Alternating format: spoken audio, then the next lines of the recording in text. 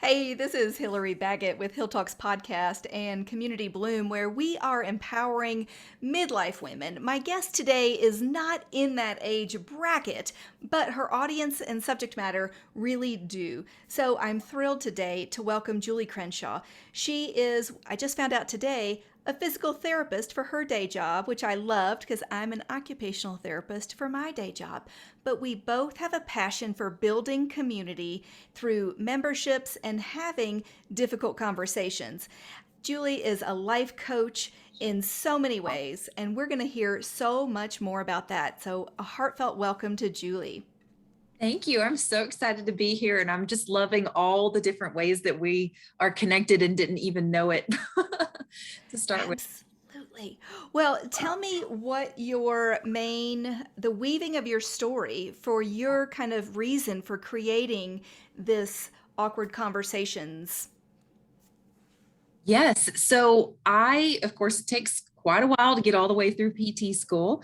And during those years, I worked in retail. I was actually a bra fitter for most of that time. For around 6 years, I was a bra fitter. And, you walk into a department store at 18 to get a job, and you're just thinking, I'm going to ring people up on a register and I'm going to put away the clothes that are in the dressing room, and that'll be my day. And it was so much more than that. You're dealing with certain things like irritated customers, escalated situations, customer complaints, all of this.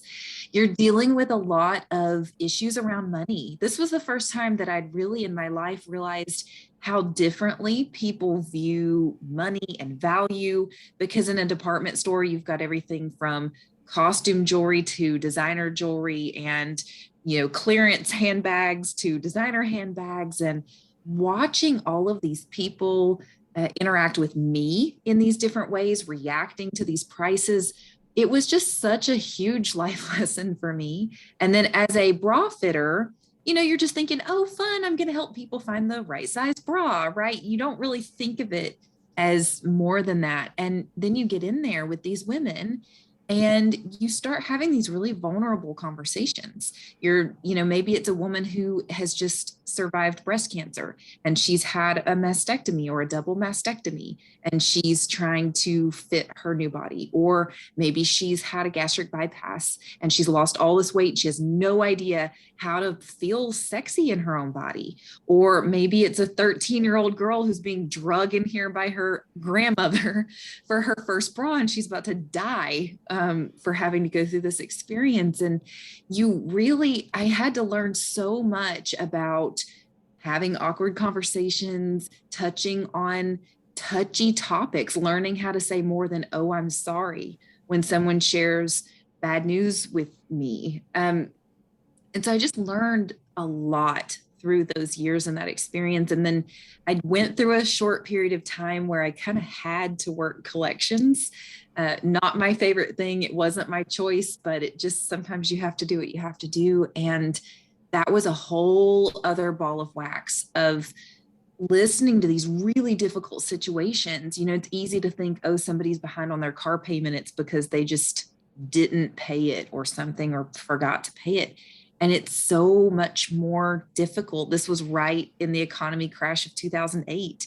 These were people they were lifelong entrepreneurs whose businesses were going under. These were people undergoing major medical complications that had thrown them out of a job. I mean, so many things and so many unexpected things, and people answering the phone, yelling and screaming at you, and you having to figure out how to calm them down and then ask for their credit card number. And there's just so many crazy things. And then I finally get done with PT school and I get out into the healthcare world. And, I guess as a student, people tend to be extra nice to you because you're just a student.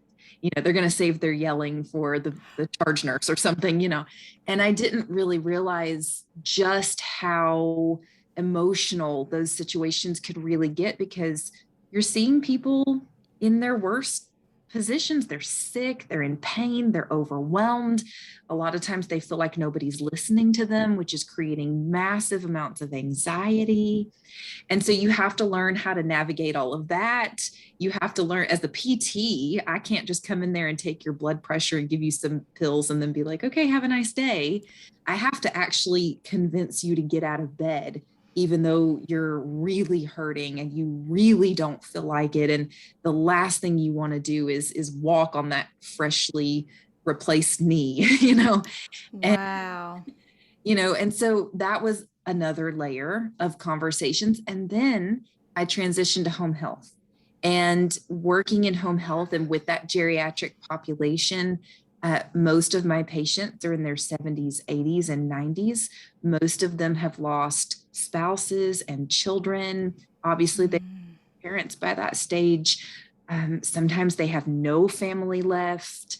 We're talking, end of life issues, Alzheimer's, cancer, terminal diagnoses. I mean, there's just so many heavy, heavy conversations that come up in home health. And for me, it wasn't really that difficult to talk to the patients. It was the family that became a much bigger source of having to really be careful what you were saying and how you were saying it, because the family gets so hyped up about every little thing you're doing. And sometimes it was facilitating conversations between the patient and their main caregiver, which was probably a child or a spouse. And really realizing, watching these people who obviously loved and cared about each other so much, hurting each other so badly, but this lack of ability to communicate with each other. And I ended up getting involved in this group of women that were all about the upgrade. They're going to do the things they never did. They're going to go the places they've never been. They're going to push themselves outside of their comfort zone. And they kept coming back to the group going, oh, I had this experience and it was so overwhelming because I didn't know what to do.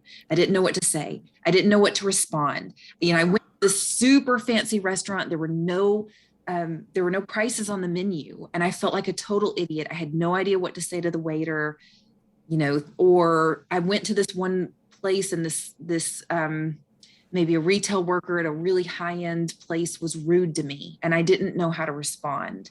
And so I was just coming in going, oh, you do this, or you could say it like this, or if you do this, that would not be a problem anymore. And just sharing my experiences, and it kind of rolled from there. So eventually that's when I wrote my book, Navigating and Avoiding Awkward Conversations. And then the book led to a course. And I mean, it's just rolled and rolled and rolled. And I've loved the response that I've had.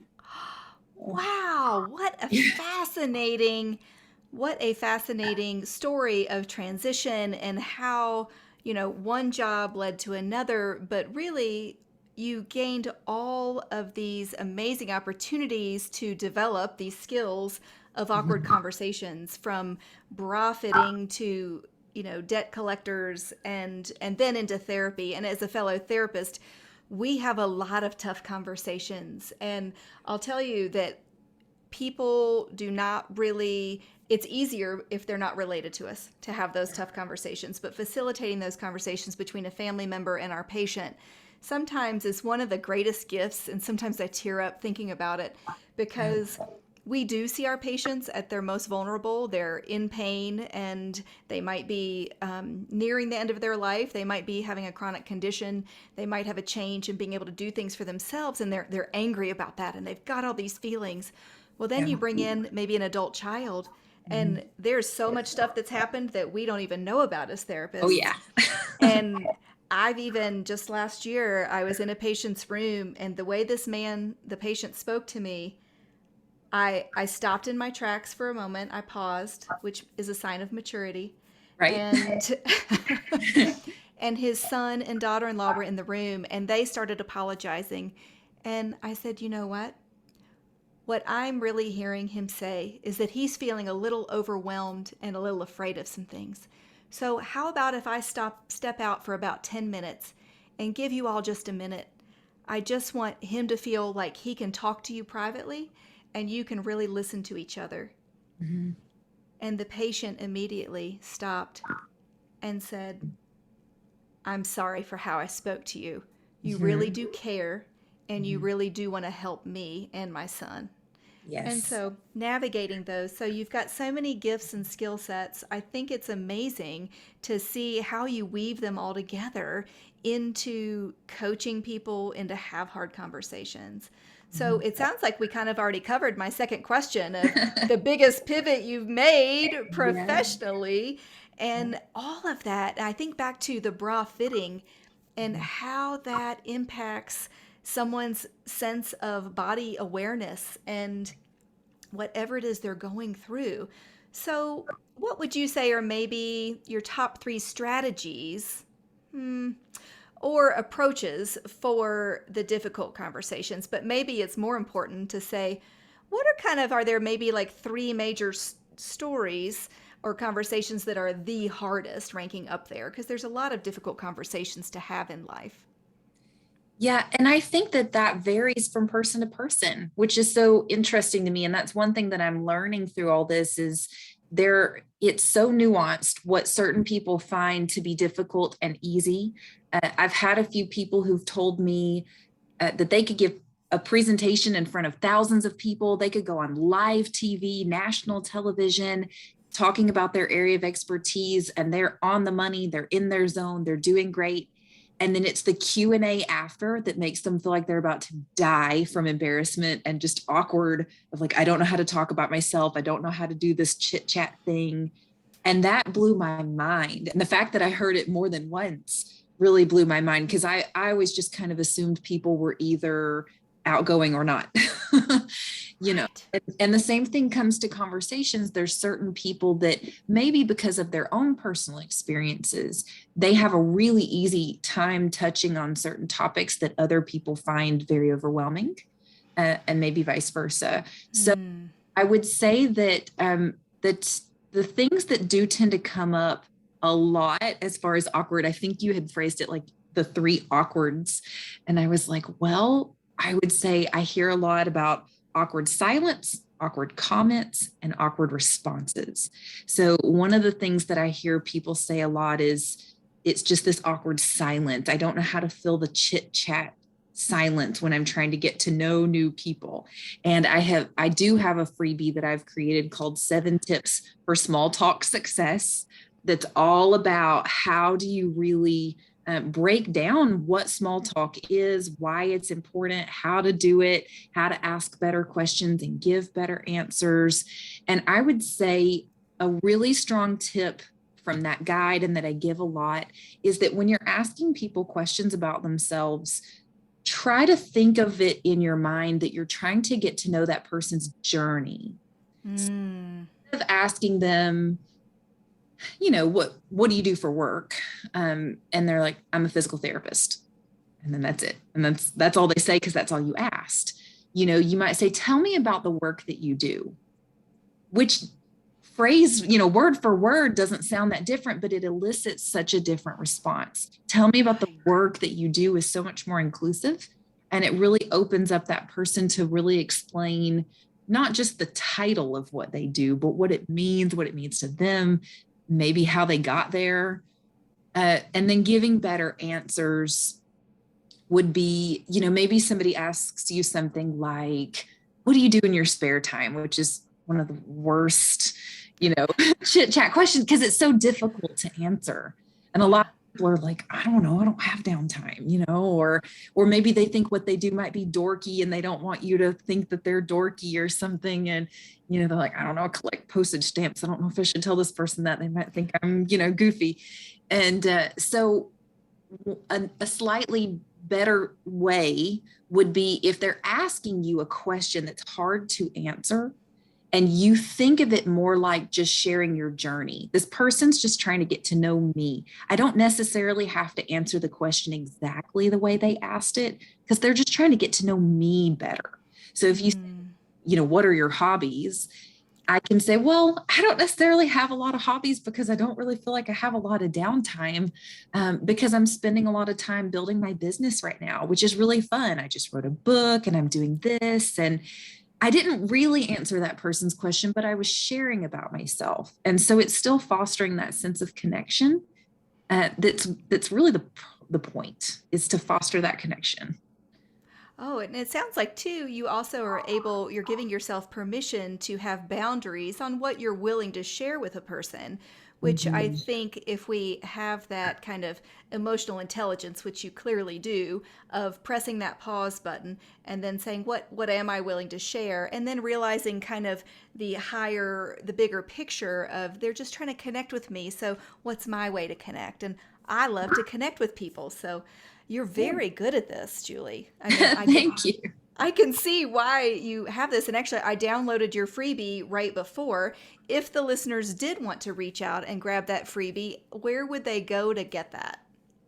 I think the easiest place is just to go to my website, yourconversationexpert.com. And then there's a section there where you can go to get some of those free resources and click on it from there. The actual link is a little bit longer than I would like for it to be. Okay, so your conversation expert.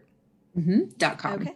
.com. Yes. Excellent. Yeah. Excellent. Well, that is so great. And you make it so accessible for people because with the anxiety and with everything that else happens, certainly for midlife women, which in my book, sometimes it's anyone over 40, sometimes it starts a little bit sooner, but we can have an increased anxiety that just happens to us all and with age. So then you get a woman with hormonal changes who is also aging, and the anxiety can be there. So, social situations, some people will pull back and engage far less socially, but you're giving resources and tools so people can feel confident and successful in having the conversation. I love that. Yeah, absolutely. The second thing would be awkward comments. So I get this one a lot where people are like, "What do you do when you stick your foot in your mouth?" Basically, you just say this thing, and maybe you think it's going to be funny and nobody laughs, or maybe everybody's sharing something and you share something, and then you think, "I should not have said that. Why did I just? That was an overshare, or who knows what it was." And I Totally me. Yes, and it's everybody. We all do that.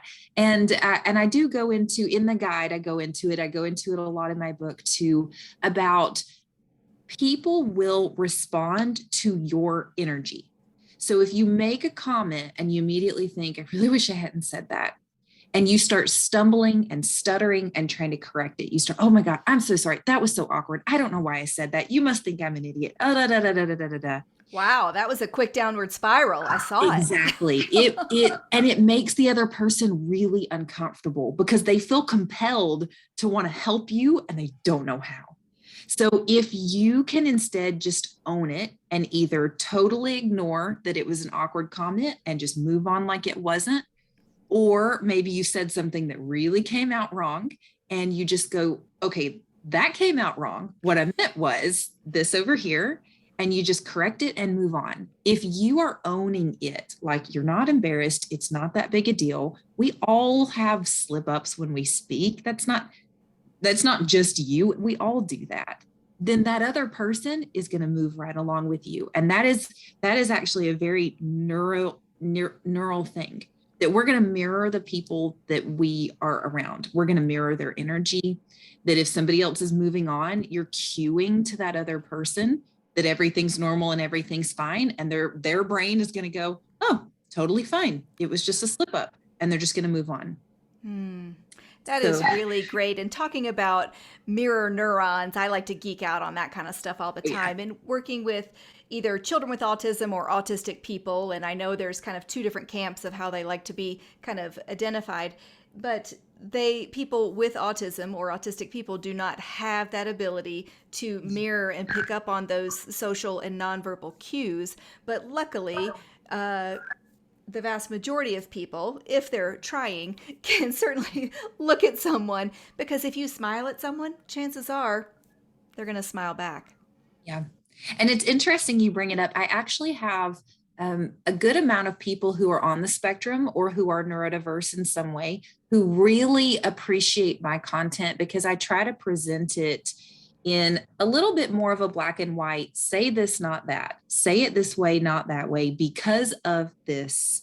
And it allows that person to create a little bit of a checklist in their mind and to create rules for themselves.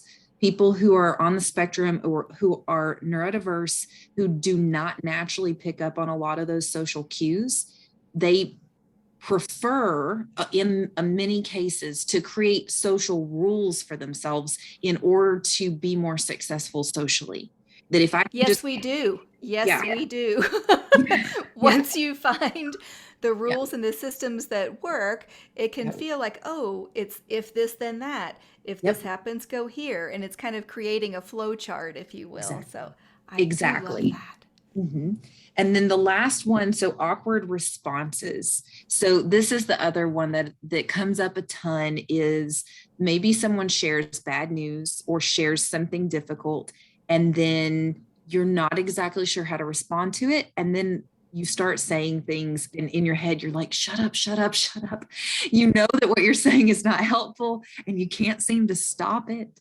And this comes up a lot on the topic of grief. I think more than most other topics. Maybe someone shares that someone has just had really bad news or a terminal diagnosis, or that someone has recently passed away, and you're just not sure what to say.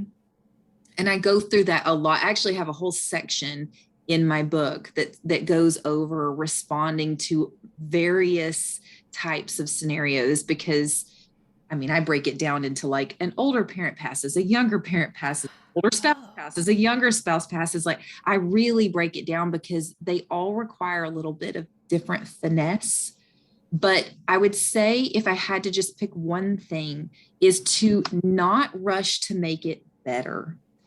We tend to want to fix the fact that someone else is sad, but even though we're meaning well, we are suppressing their ability to express their sadness, and we're accidentally communicating to them that their upset is making us uncomfortable, and then they feel socially obligated to shut it down and shove it down. So when we wow. just allow somebody, that's horrible. I'm so, so sorry. I don't know how I would be handling that if I was you. Yeah. What do you need from me? Can I give you a hug? I'm a hugger. I'm quick to be like, can I give you a hug? I'm so sorry that happened to you. And just let that person be sad for a minute. And I have patients a lot who will say, I'm sorry, I know I shouldn't be this upset, or I know I should get over it. Maybe they're talking about a child of theirs who passed away 20 years ago and they're still tearing up talking about it. And I'm like, you lost your child. There is no limit on the grief that brings. There's no point in time at which you should just be over that kind of loss. Yeah. And really speaking that out loud, or somebody say, well, they're in a better place. You're like, well, they might be in a better place, but that doesn't mean you miss them less. Right. And Right. really, really speaking that out loud, it's okay to be sad. We don't have to skip to the good part. And Oh, when my grandmother passed away, my mom is a nurse, and she can be like overly clinical sometimes with her emotions. And the whole way up, it was so sudden, we weren't expecting it. She literally dropped dead. Like, she was totally fine. And then on her way back from locking her car door, she dropped in the driveway. It was totally unexpected, which was just a whole thing all by itself. And my mom's calling me, and I'm like, I'll drive up to Chattanooga with you, which is like an hour and a half drive. And the whole way up there, my mom just kept going, well, at least she never had to be in a nursing home. She was always so worried about having a stroke. At least she never had a stroke. Well, at least this, well, at least that. And I finally just put my hand on her leg. I said, Mom, it is okay to just be sad. We don't have to skip to the good part here. This does not have to be okay. This is not okay. And it's just like, let people be sad and let people feel that, and lean into it so that they can feel connection in that moment instead of isolation. So I know I'm getting really passionate about this, but this is something that I feel very, very passionately about. I Which love I it. spend so much time on it in my book and my course and all those things. Well, I so appreciate it. I'm here crying and tearing up, and it's the beautiful gift, Julie, that you were able to give your mom and your patience in that moment, because I just gave a talk last week on 5 essential permission slips that we need. And Ooh. giving ourselves permission to feel is a really important one. And not just the happy, positive emotions, because what we call the negative ones of sadness and grief and anger and shame, it's like sometimes people don't want to feel those things. And so they don't allow them to cycle through the body and to disperse them and dispel them. And so when we shove them down, then dysfunction happens in the body, which we see a lot in our day jobs, as we say, right? Yeah, absolutely. I love that permission slips. I like that one. Yeah. Yeah, you'll hear more on that in future developments over on our Okay. membership experience group. So that'll be fun. Nice. Wow. Wow. So I just needed to take a minute there. And sometimes, we need to give ourselves permission. And that was my number two, is to be able to say, whoa, I need a minute. I need to regroup. I need to just continue, but not yet. I need a minute before I can move forward. Oh, Exactly. so great. I mean, I think you've covered my main questions. We talked about the weaving of your story, of your purpose, your mission, your work. We talked about your pivots professionally, and you really did great with the big three awkwards. Thank I you. I mean, there's so many. I can tell you what I'm buying for Christmas gifts this year, I think, is going to be your book on how to Thank have you. these conversations. So great. Is there anything else on strategies or approaches for having successful conversations that are often called hard that you would like to pass along? I think,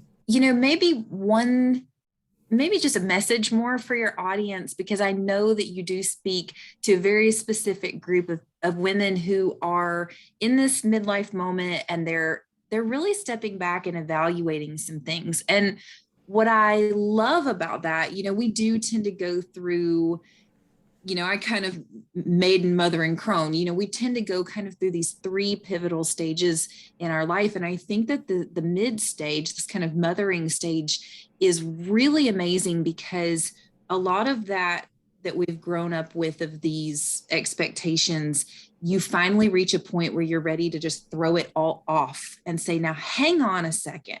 What do I want out of my life? Oh, And amen to that. Yeah, that's worth a pause right there. Sorry.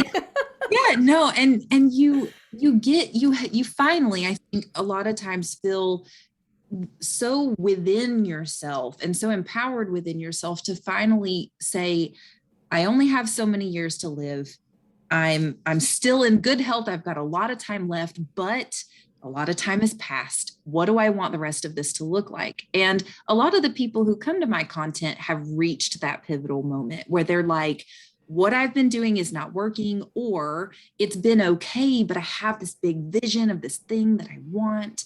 And I just want to maybe encourage people that it's 1000% possible to reinvent yourself.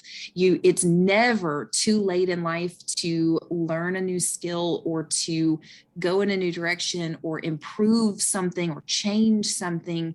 And I think that it's actually, instead of this whole idea of, oh, I'm so old, my husband, I shared with you before we started, he went into the military before, right out of high school, and he did that. And then when he got out of that, he went to trade school and became a machinist. And then a few years ago, he was like, you know what? I want to go back and circle back and capture this opportunity to go to college. And so he did that. And then, I'm not going to get into it, but basically he was born with this gap in his teeth from a birth father who was never a father. And it's just one of those image issues for him. And he also kind of at that same point was like, I really want to close this gap in my teeth, because every time I see it, it makes me so angry because it reminds me of him. And I was like, okay. So now he jokes, he's knocking on 40, and he jokes with people a lot. Yeah, I'm a late bloomer. I'm 40 years old and I've got braces and I'm going to college, for the first time. But, but I'm like, but you're doing it, because one of my favorite phrases is that the time passes anyway. So, are you just going to go, oh, I'm so old, and then live 40 or 50 more years? Yes. Because you feel like you're so old that you can't do something. That's crazy, because the time just keeps ticking, and, do what you want to do with it. Yeah, and again, it's kind of giving ourselves permission to say, wait a minute, I want to do something different and I want to close this gap in my teeth. I want to go and have a college experience. I Yeah. want to go and do this. And so many of our service members, we come from a Marine Corps family, they will go back to school. And sometimes, whether they were enlisted or an officer, they will continue their education and it's not too late ever. So that's a great message to get out, and especially for women in midlife, that to know that you can have a dream and you can find the resources to help you get there. And if someone can start a business while they're practicing therapy, if someone can start a midlife membership for women, there are so many options out there. Oh, Yeah. so great. Now, let me see. Did I get the title of the book right? Navigating and Avoiding Awkward Conversations: How to Speak to Anyone About Anything. Yes. Did Uh-huh. I get that That's right? it. Okay, good. And so you can go to yourconversationexpert.com Mhm. to get the free download and get the basics. And I love it, Julie. You have just been great. It's been fun, it's been informational, and a little bit emotional, not going to lie, which to me makes for a perfect day. So I thank you so much. Absolutely. I hope it's a blessing to your listeners. If they have any questions, please reach out to me. I love to speak with people and I love to answer questions. And, I'm an open book. So please reach out. Oh, Julie Crenshaw, you are so great and generous with your time and your information and your free resources. And people, I hope they'll take a look at the book. I know I've got to get on there right now and get going. So have a great one. Thank you. You too.